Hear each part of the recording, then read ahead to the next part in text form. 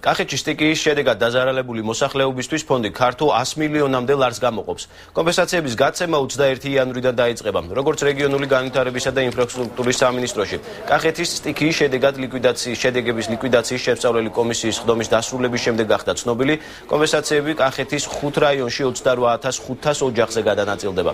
კომისიის ხდომას დღეს კახეთის გუბერნატორი ზურაბ ჭიაბერაშვილი და სოფლის მეურნეობის სამინისტროს წარმომადგენლები ესწრებოდნენ.